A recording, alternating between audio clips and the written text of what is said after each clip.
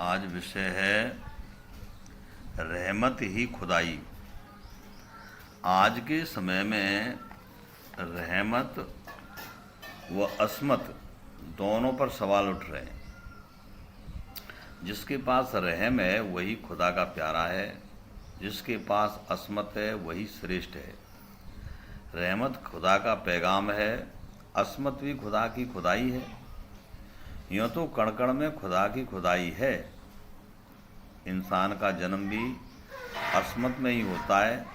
रहमत इंसान की भीतरी इज्जत है। असमत का खेल सृष्टि का कार्य है। रहमत का खेल खुदा का कार्य है। जो जितना रहमान होता है वही उतना ही श्रेष्ठ होता है। असमत को एकाग्र रखना ही बुद्धिमता है। अपनी कर्मेंद्रियों को शुद्ध पाक रखना मानव का धर्म है। यदि हमारे भीतर रहम है तो हम रहीम हैं। खुदा की मौजूदगी है। मनुष्य जो चरित्रवान है वही जीवन में श्रेष्ठ कार्य कर सकता है। जिसकी नीयत में दोष है वही पापी, क्रूर और बेवकूफ़ तथा मूर्ख है।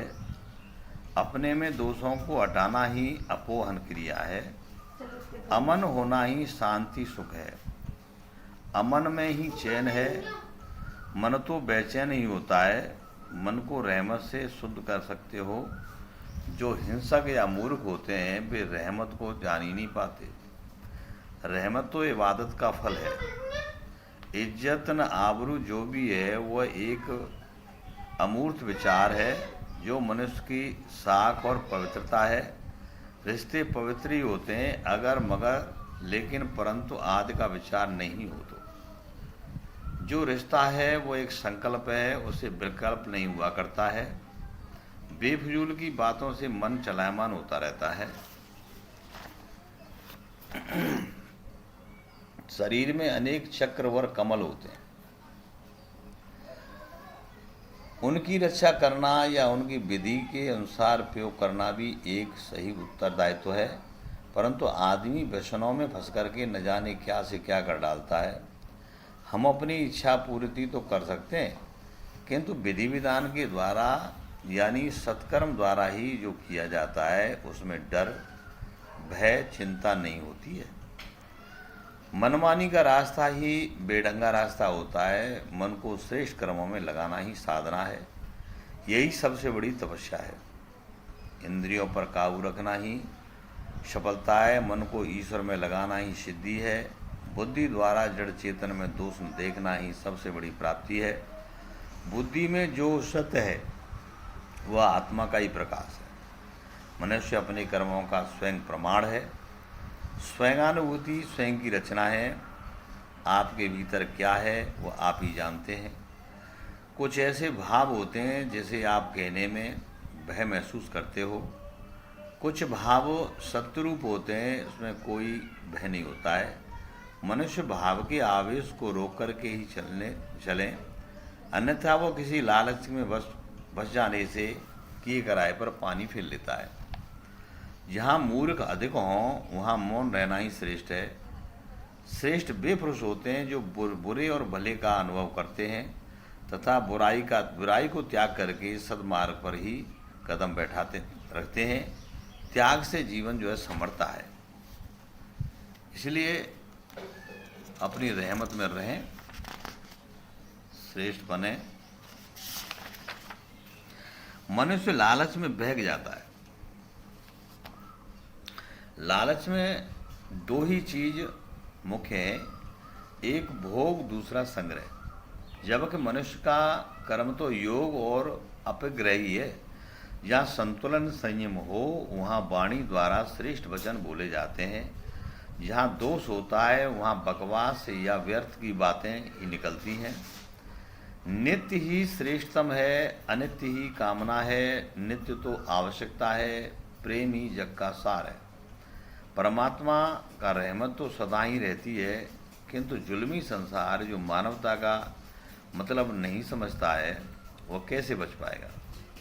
इंसान अपनी औकात को बिल्कुल ही भूल चुका है। आज तो हर ओर एक अफसाना ही भरा पड़ा है। हमें हमेशा अपना कर्तव्य निभाना जरूरी है।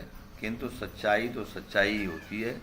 झूठ का नकाब तो समय आने पर बड़े बड़े लोगों का उतर जाता है। परंतु देखना कि आज लोग रहमत वाले भले कम, किंतु उसका बीज वंश अभी मिटा नहीं है। रहमत तो खुदा की खुदाई है, इसका अंत कोई नहीं कर सकता है।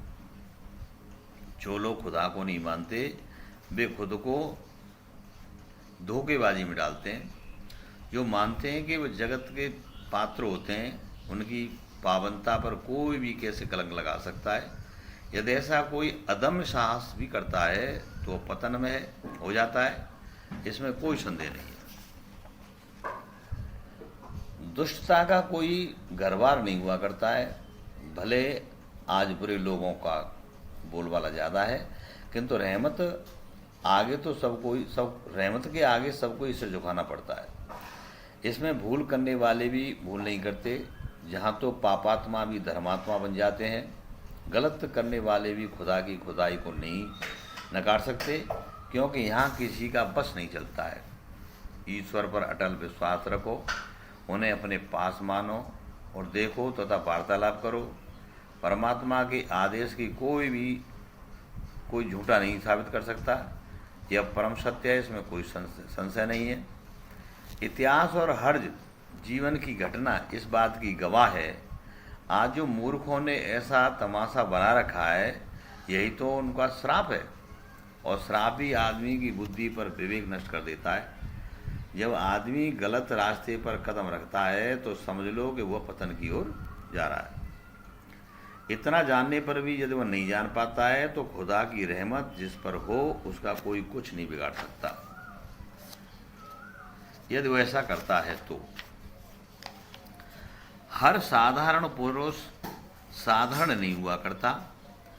किसी न किसी में खुदा की खुदाई का वास जरूर होता है। न जानने तक की बात है, जान लेने पर सब अकल ठिकाने लग जाती है। खुदा बोलता नहीं, वो तो करके दिखा देता है। यदि लोग डर से डरेंगे तो न्याय कहाँ से मिलेगा। डरने वाले लोग डर से ना डरें, केवल खुदा को पहचाने तो सब कुछ बदल सकता है। अन्यथा बुरा करने के बाद तो पछताना शेष रह जाता है।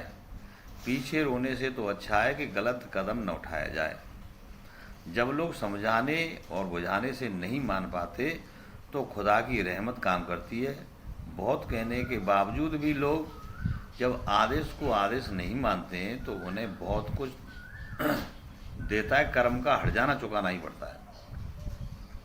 जब रावण जैसे अहंकारी को पतन का मुँह देखना पड़ा तो साधारण आदमी की तो औकात ही क्या है। फिर भी इतने पर भी अकल नहीं आए तो उसकी बुद्धि पूर्णतः नष्ट हो चुकी है। विजय तो सदैव सत्य की होती है। कहते हैं कि झूठ फरेब जालसाजी के काम नहीं हुआ करते, सत्य तो सत्य ही होता है। अतः सावधान। नमस्कार।